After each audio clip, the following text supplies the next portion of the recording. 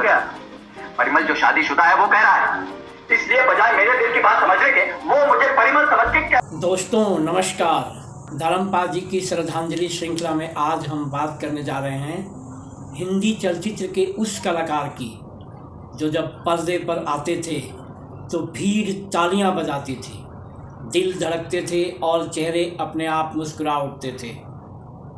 जी हाँ दोस्तों, आज हम बात कर रहे हैं धर्मपाल जी की और उनकी अमर हास्य फिल्म चुपके चुपके की। धर्मपाल जी को अक्सर लोग मार धाड़ के नायक, रोमांटिक सुपरस्टार या मर्दाना व्यक्तित्व के प्रतीक के रूप में याद करते हैं, लेकिन बहुत कम लोग जानते हैं कि धर्मपाल जी के भीतर एक बेहद संवेदनशील, सुलझा और महीन हास्य कलाकार भी छुपा हुआ था। उन्होंने यह साबित किया कि हास्य अभिनय करने के लिए आवाज़ ऊंची करना जरूरी नहीं है, शोर मचाना जरूरी नहीं है, बल्कि बुद्धि, शालीनता और सही समय बोध ही असली हथियार होते हैं।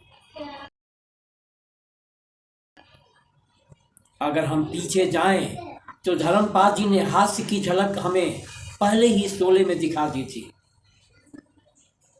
पानी की टंकी पर चढ़कर जब वीरू कहता है बसंती भी मान गई, मौसी भी मान गई, गांव वालों अब मरना कैंसिल, तो पूरा सिनेमा हॉल हंसी और तालियों से गूंज उठता है। यही वो पल था जब दर्शकों को समझ आ गया कि धर्मपाल जी सिर्फ तलवार और बंदूक ही नहीं, हंसी भी उतनी ही ताकत से चला सकते हैं। दोस्तों, साल था 1975। उसी साल शोले जैसी फिल्म प्रदर्शित हुई थी। ऐसे समय में धर्मपाल जी ने एक बहुत बड़ा जोखिम उठाया। उन्होंने एक ऐसी फिल्म स्वीकार की जिसमें न कोई मार धाड़ थी, न कोई खलनायक, न कोई भारी भरकम संवाद।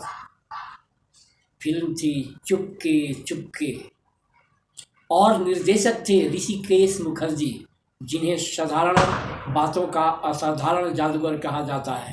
बहुत कम लोग जानते हैं कि ऋषिकेश मुखर्जी जी धर्मपाल जी को इस फिल्म में लेने को लेकर शुरुआत में थोड़े असमंजस में थे।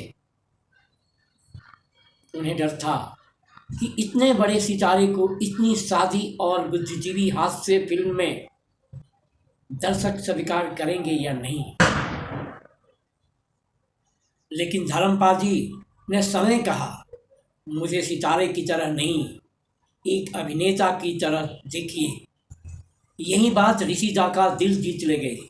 चुपके चुपके में धर्मपाल जी बने प्रोफेसर परिमल त्रिपाठी, एक पढ़ा लिखा, सुशिक्षित लेकिन भीतर से बेहद शरारती इंसान। उनका सबसे मशहूर संवाद, मैं भाषा का विद्यार्थी हूँ और भाषा से खेलना मेरा शौक है, इस एक पंक्ति में पूरा किरदार बस जाता है। दोस्तों, इस फिल्म की सबसे बड़ी खूबसूरती यह थी कि धर्मपाल जी ने खुद को दो रूप में ढाल लिया। एक तरफ संस्कृत और हिंदी के विद्वान प्रोफेसर और दूसरी तरफ भोला सा ड्राइवर प्यारे मोहन। जब वे कहते हैं हम तो अनपढ़ आदमी हैं साहब, लेकिन दिल के बहुत साफ हैं, तो दर्शक हंसते भी हैं और किरदार से प्रेम भी करने लगते हैं। फिल्म के सेट पर अक्सर शूटिंग रोकनी पड़ती थी क्योंकि धर्मपाल जी अमिताभ बच्चन, ओम प्रकाश और उत्पल दत्त खुद ही हंस हंस कर संवाद भूल जाते थे। कहा जाता है कि उत्पल दत्त कई बार कहते थे, धर्म तुम असल में हास्य कलाकार हो, तुम्हें देर से पहचाना गया।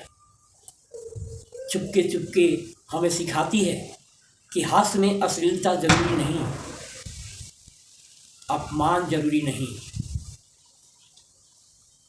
यह फिल्म बताती है कि संवाद की साफगोई, अभिनय की ईमानदारी और स्थिति की समझ ही सच्ची हंसी पैदा करती है। दोस्तों, आज जब हम तेज शोर, जबरदस्ती के चुटकुले और अतिरंजित अभिनय वाली हास्य फिल्मों को देखते हैं तो चुपके चुपके और धर्मपाल जी हमें याद दिलाते हैं कि हंसी वहीं जो दिल से निकले और दिल तक पहुँचे। धर्मपाल जी सिर्फ एक अभिनेता नहीं थे, वे एक विद्यालय थे अभिनय का, संवेदना का और सादगी का। चुपके चुपके उनकी फिल्म यात्रा की सबसे मुस्कुराती हुई तस्वीर है और जब भी यह फिल्म चलती है तो लगता है धर्मपाल जी आज भी पर्दे के पीछे से मुस्कुराते हुए कह रहे हों, हंसते रहो दोस्तों, क्योंकि ज़िंदगी चुपके चुपके ही खूबसूरत होती है।